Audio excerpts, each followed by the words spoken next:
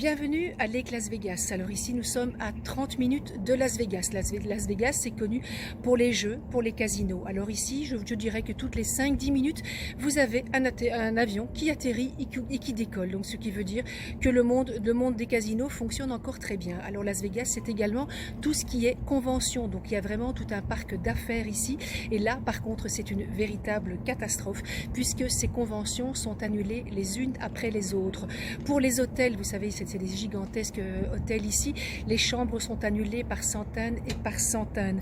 Donc Las Vegas, d'un côté business, se vide d'une façon incroyable. Les shows, j'ai eu la chance d'assister il y a 2-3 jours au dernier show du Cirque du Soleil. Alors étrangement, ce show était complet. Pour vous dire, c'est un peu paradoxal. Vous avez la crainte du coronavirus. Les gens passent des heures à regarder à la télévision Trump qui s'exprime ou d'autres qui s'expriment, à regarder le Dow Jones qui s'écroule, à s'inquiéter évidemment de l'économie et de l'ampleur de la catastrophe, des décès, des contagions, mais en même temps la vie continue.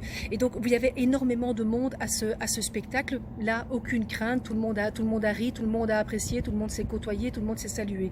J'ai assisté à une convention juste avant que les autres soient annulées. Alors là, étrangement, il y avait des gens qui portaient des espèces de badges. Non merci, pas de hug. Voilà, je préfère être prudent. Mais ces mêmes personnes-là étaient entourées d'une centaine de personnes et buvaient tranquillement un verre. D'autres se touchaient gentiment le coude pour se saluer. C'était assez étrange. Alors j'ai assisté à une scène surréaliste, mais comme j'ai pu voir qu'il se passe en Belgique aussi, dans les supermarchés, il y a un magasin style un peu macro, et je crois que j'ai filmé la scène. Je crois que pendant une à 2 minutes, il y avait tous des caddies qui passaient devant moi, et tous avec un paquet bleu qui circulait. Je me suis dit, mais qu'est-ce que c'est que ce paquet bleu? Ce paquet bleu, c'était simplement des papiers WC, du papier WC par dizaines, par vingtaines, par trentaines. Ici aussi, on fait le stock visiblement de quelque chose qui est essentiel, le papier WC. Les magasins sont encore ouverts. Quand je parle des magasins, c'est des supermarchés, mais vous savez qu'ici, bon, les magasins sont ouverts à des heures tout à fait différentes que chez nous. Par contre, les restaurants, des hôtels, tout ce qui était buffet a commencé à être clôturé, et les restaurants plic-ploc ferment. Les Starbucks ont pris Starbucks ici, c'est vraiment l'emblème, ont pris des mesures d'hygiène aussi. Et hier, vous savez que j'étais à l'hôpital après une chute à vélo. J'ai été chercher mes médicaments via un drive-in. C'est un peu particulier. C'est quelque chose qui existe d'une façon ici, mais ça évite. Donc c'est quelque chose qui est tout à fait courant, mais ça évite d'avoir un contact avec le personnel, et donc on vous donne les médicaments via un sas.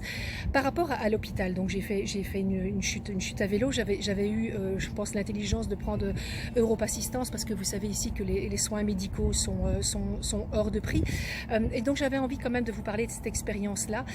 Donc quand je suis arrivée à l'hôpital par mes propres moyens, puisque je suis blessée à la côte, à la main et aux pieds, mais j'ai pas eu besoin d'ambulance. J'ai été, si vous voulez, mise dans une espèce de sas pour savoir si j'étais safe, si je n'avais pas de symptômes du coronavirus, parce que comme en Belgique, évidemment, il faut que les hôpitaux restent un endroit sécure pour tout le monde. Après, j'ai été vue rapidement par un médecin. Le personnel, comme chez nous bien évidemment, et d'une gentillesse incroyable quand il s'agit de blessés. Mais je voulais vous expliquer ici la difficulté, même quand vous avez une assurance, pour vous faire soigner. Donc mes soins nécessitaient d'avoir des radios pour savoir si j'avais une côte cassée, des doigts et quelque chose au pied aussi. Et là je me suis dit, avec Europe Assistance c'est facile, tout sera pris en charge. Mais non, pas du tout. Mieux vaut parler couramment l'anglais, mieux vaut avoir un GSM, un email et une connexion internet, parce que vous devez non seulement dealer avec Europe Assistance qui a ses propres règles. Donc si vous n'êtes pas hospitalisé, vous devez débourser l'argent vous-même. Alors l'argent, c'est pas comme chez nous par chance 30 ou 40 euros ou 50 euros ou 60 euros. Non, vous pouvez rajouter des zéros. Moi c'était des radios, donc forcément il y en avait déjà pour 5 000, 6 000, voire 10 000 $. Et donc, chez Europe Assistance, si vous n'êtes pas hospitalisé, vous devez rembourser cette somme. Alors, je peux évidemment vous confirmer que je n'ai pas 10 000 euros sur mon compte en banque, et que j'étais dans l'impossibilité financière de payer ces soins. Et donc, il a fallu dealer entre l'hôpital qui lui souhaite avoir son argent avant de vous libérer, et Europe Assistance qui lui souhaite savoir ce que vous avez avant de lâcher une somme. Donc pas facile. Si jamais vous devez vous rendre aux États-Unis, soyez vraiment prévoyant par rapport à ça. C'est important, parce que même si je m'exprime en anglais, vous savez que mon compagnon est américain, même ici il y avait un sérieux stress, et j'y suis restée 4-5 heures.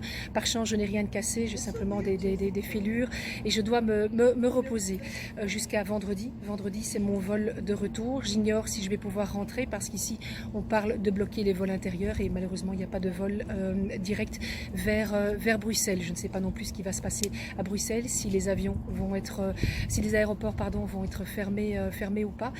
Pour l'instant, je dois me reposer, donc plus de petites vidéos, mais j'essaierai de vous en faire encore, ne fût-ce qu'à l'aéroport, pour vous expliquer les contrôles. J'espère que cette petite vidéo n'a pas fait trop égoïste de vous parler de mon cas, mais comme à chaque fois je vous dis, je vous parle de ce que moi je vis, de ce que je ressens ici, et de mes différentes expériences. Je vous souhaite à tous et à toutes beaucoup de courage, parce que je sais qu'en Belgique mes enfants y sont, donc j'ai beaucoup de contacts.